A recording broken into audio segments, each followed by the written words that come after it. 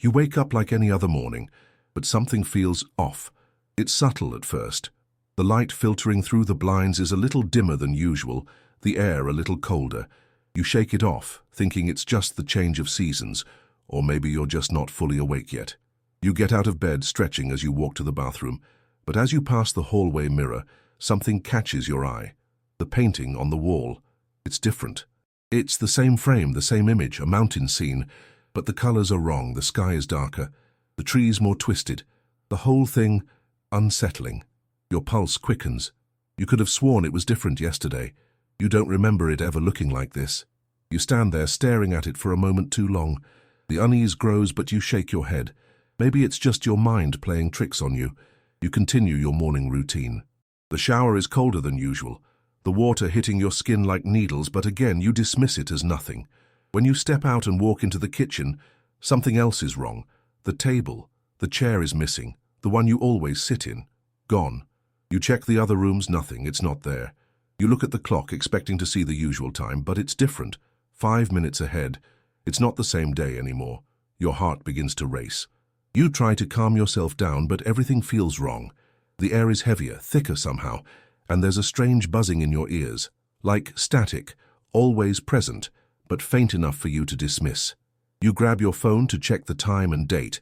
It's the same as it always is, except the calendar shows a different day, a day that hasn't arrived yet. You drop the phone in shock. It clatters on the floor, screen shattered, but the buzzing doesn't stop. It gets louder now. The phone flashes once, the date changing before your eyes. Again. What's happening? You try to shake the feeling, but the unease only deepens. You walk outside, hoping the fresh air will calm your nerves. But as you step out onto the porch, you freeze. A person is standing in your yard. You don't recognize them, they're just standing there staring at you. Their face is blurred, out of focus, like you're looking at them through fogged glass. "Do I know you?" You call out, but they don't respond. They don't even move. You take a step closer, heart pounding in your chest, but before you can reach them, the figure vanishes, just disappears. You blink, rubbing your eyes, but when you open them again, everything is back to normal. The yard is empty, the air still, the world unchanged. You try to make sense of what just happened, but the more you think about it, the more the world around you seems to shift, as if it's slipping out of your grasp, slipping through your fingers. The clock on your porch reads an entirely different time now, 2 hours ahead. And you can't help but wonder, what if today is already over? You go back inside, your mind racing. What just happened? The man in the yard, where did he go? You try to push it all out of your head. It's just a bad dream. That's what you tell yourself. A dream or some weird glitch in the world. But deep down you know it isn't, you can feel it. You make yourself a cup of coffee, trying to settle your nerves. The coffee tastes off, bitter, wrong, but you drink it anyway, trying to anchor yourself in something familiar. Then something else catches your eye, the photo on the wall. It's not your family anymore, it's a picture of you, but you don't remember taking it. You're standing in a place you've never been, smiling, too wide, too forced, as though you're being made to. You step closer to examine it, but the face, your face, changes. It flickers like a broken screen, and for a brief moment your reflection looks different. You step back, your pulse racing. It's as if the room is closing in around you, shifting, breathing. You can't remember hanging this picture. You're sure it wasn't there yesterday. Panicking, you go to your phone to check the date again. But this time it's not just the date that's wrong. The entire contact list is different. You don't recognize a single name. The photos that were there yesterday, gone. They've all been replaced by pictures of people you don't know. Strange, unfamiliar faces staring back at you. Some smiling, some looking as though they're in pain. You scroll through, feeling sick. You check the time again. It's wrong again. What is happening to me? Your head spins, you're losing track of time. How is it even possible? You take deep breaths, trying to calm yourself. Maybe it's just the stress, the exhaustion catching up to you. But you're not sure anymore. You've checked everything. You've checked your phone, your surroundings, nothing adds up. You decide to take a walk. Clear your head. Outside, the world feels wrong. It's the same streets, the same houses, but it's like they've been repainted. Just off enough that everything seems like a distorted memory. The sky is a little darker, the air heavier, and then you see something, or someone, that makes your blood run cold. A person, not a stranger. This one you recognize. It's your friend Emily. You've known her for years, and yet, this isn't her. The way she walks, the way she moves, it's off. Her smile is wrong. The one she gives you is too wide, too stiff, and her eyes? Empty, hollow. "Hey," she says, but the voice isn't hers. It's distant, mechanical, like a recording playing over and over. "I haven't seen you in a while." You take a step back, confusion flooding your chest. What's happening? This is your friend, but it's not her. The voice is wrong. The eyes are wrong. You can feel it. "Do I know you?" she asks again, in that strange, echoing voice.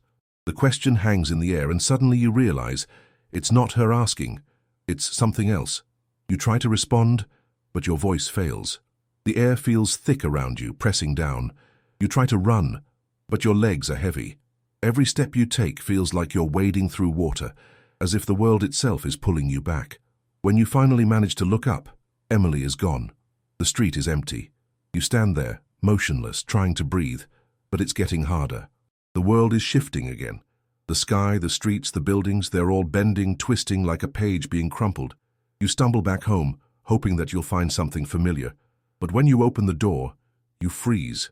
The furniture is different. Not just the position, the pieces themselves have changed. The couch, the table, the chairs, they're all unfamiliar. The room is no longer yours. It's like someone has been here, rearranging your life while you were gone. And then, just as you step further inside, you hear it. The sound that makes your blood run cold. The sound of someone breathing. But it's not just any breath. It's labored, heavy, as if it's coming from the other side of the room, just behind you. You turn, but there's no one there. You stand there in the doorway, your body frozen, unable to move. The heavy breathing continues, slow, deliberate, like it's savoring your fear. You turn again, slowly, hoping to see nothing. But you don't get that luxury. There, standing in the middle of your living room, is a figure. It's tall, unnaturally tall, and it's facing you. It's back to the light. But it doesn't move. It doesn't even breathe. It just stands there, in complete stillness. You take a step back, your heart hammering against your chest, but your legs refuse to obey. Your feet feel stuck to the floor, glued there as if some invisible force has latched onto you. The breathing gets louder. You try to look away, but the figure's presence pulls your gaze back. You can't stop staring at it. You can't look anywhere else. Every muscle in your body is screaming for you to move, but it's like you're trapped in some kind of dark, twisted spell. The lights flicker, casting long, jagged shadows across the walls. And then, as if it's been waiting for you to look, the figure turns. It's not human. Its face, if you can even call it that, is an empty, featureless mask. No eyes, no mouth, just a smooth, pale surface. But you can feel it, its presence, its intention, like it's watching you, studying you with a kind of hunger you can't begin to understand. You're not sure what it wants, but you know it's not good. Suddenly the mask begins to crack. A thin line forms in the middle, running from the top of its forehead all the way down its chin.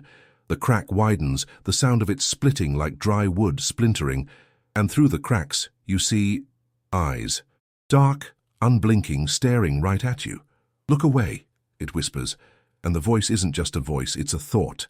It's inside your head, in your bones, crawling under your skin. "Look away, or you'll be here forever."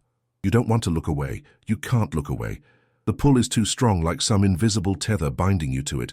But then, with every passing second, the cracks deepen, and those eyes, they're getting bigger, expanding like they're consuming the entire mask, devouring it from the inside out. The sound of the cracking grows louder, more intense, until it's all you can hear. It's all around you. And then, just as suddenly as it started, the cracking stops. You blink, and the figure is gone. But you don't feel relief. Instead, you feel the weight of its presence in every corner of the room. It's still there, watching, waiting. You can feel it in the air, pressing down on you, suffocating you. You try to move, but your legs won't respond. You try to scream, but your throat is dry tight. Nothing comes out. You look at the clock on the wall. The time has changed again. But this time it's not just the time that's different. It's the date, the year. The calendar is showing 15 years in the future, a future that shouldn't exist. The numbers burn into your eyes, like they're being etched into your very soul. "It's all a game," the voice whispers again, but now it's everywhere. It's in the walls, it's in the air, it's in your mind, And you're losing. You rush to the door, desperate to escape, but when you open it, it's not your neighborhood outside. It's another world, a twisted, distorted version of the world you know. The sky is black and the sun is gone. The trees are skeletal, their branches clawing at the air. The ground beneath your feet is cracked and dry, as though the earth itself is rotting. The houses are there, but they're all wrong. Bent out of shape, windows broken, doors hanging off their hinges. You slam the door shut, but the sound of the wind outside, that unnatural, hollow wind, begins to seep in, filling the room. You turn around, and the figure is there again. But now, it's smiling. A grin that stretches impossibly wide, too wide to be real, and the eyes, they're bleeding, black streams pouring down its face, dripping onto the floor in thick, dark pools. It steps closer, slowly, its feet making no sound against the floor. You can hear its breathing again, louder this time, like it's inhaling your fear. You're never leaving, it says. You're already one of us. The world around you starts to distort again. You blink and everything shifts. The walls bend, the furniture flickers, and suddenly, you're not in your home anymore. You're back on the street, standing in front of your house. But nothing is the same. Everything is different. And the worst part, you know it will be like this tomorrow, and the day after, and you'll never be able to escape. You stumble backward, your head spinning. You can't breathe. The air is thick, suffocating. Your mind is racing. How is this possible? You were just inside your house. You were just trying to escape. But the street in front of you, the broken buildings, the twisted landscape, it's all wrong. You can't make sense of it. And then, you hear it. A soft, distant sound, whispers, faint but growing louder like 1,000 voices murmuring in unison. The whispers are coming from every direction. They feel like they're inside your head, wrapping around your thoughts, crawling into your ears, making everything feel muffled, distant, unreal. You try to move to get away from the voices, but the ground beneath your feet is shifting like sand. You take a step and the street seems to pull you back, the pavement warping under your weight. "Help me," a voice murmurs from the shadows of the broken house in front of you. You freeze. You recognize that voice. It's your mother, your real mother, the one you remember, but it can't be. You've never heard that voice here before. This world isn't your world. It can't be.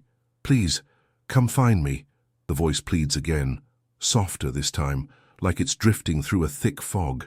You want to run, you need to run, but something inside you forces you to move toward the sound. Slowly, reluctantly, the door to the house creaks open on its own, a thick gust of air rushing out. Your skin prickles. It's as though the house is alive, breathing, watching you. You step inside, the air colder than outside, heavy with the smell of mold and rot. The hallway stretches out before you. Too long, too dark. Your footsteps echo in the silence as you move deeper into the house. The walls are covered in old yellowing photographs, of faces you don't recognize. They stare at you with dead eyes, as though they've been watching you your entire life, as if they know everything about you. And then, you see it. At the end of the hall, a mirror. It's out of place. Shiny, pristine, while everything else in the house is decaying, falling apart. You move closer, drawn to it, your reflection staring back at you with vacant eyes. But as you look into the mirror, you see something else. A figure standing just behind you, its shadow stretching across the room. You turn quickly, but there's no one there. You look back at the mirror, and the figure is closer now. It's you, but it's not you. It's you, darker, twisted. Your reflection is grinning at you, a wide, grotesque grin, but its eyes are empty, hollow. It's as if it's watching you, enjoying your panic. "You've been gone too long," it whispers, its voice a warped, distorted version of your own. "This place was never meant for you." You step back, horrified. You reach for the door, but it slams shut on its own, trapping you inside. The air feels heavy, thick with static. The room begins to spin, the walls bending inwards, the shadows stretching out, as if they're alive, reaching for you. The whispers grow louder, more frantic, swirling in your mind like a storm. "You can't leave," the reflection says, its voice an unnatural echo. "You belong here now." You try to tear your eyes away, but the mirror won't let you. It holds you there, captive, like it's feeding off your fear. The reflection moves closer, its grin widening, and you can see something else in its eyes now, an emptiness, a void that swallows everything, that swallows you. And then, in the reflection, it speaks, directly to you. Wake up. Everything goes black. Did you make it through the endless nightmare? If you did, be sure to subscribe to the channel for more unsettling tales that will haunt you long after the screen goes dark. Like this video if you could feel the tension building, and comment below with your theories. What do you think is really going on? And remember, don't share this one with your friends unless you want them to experience the same nightmare. Share if you dare.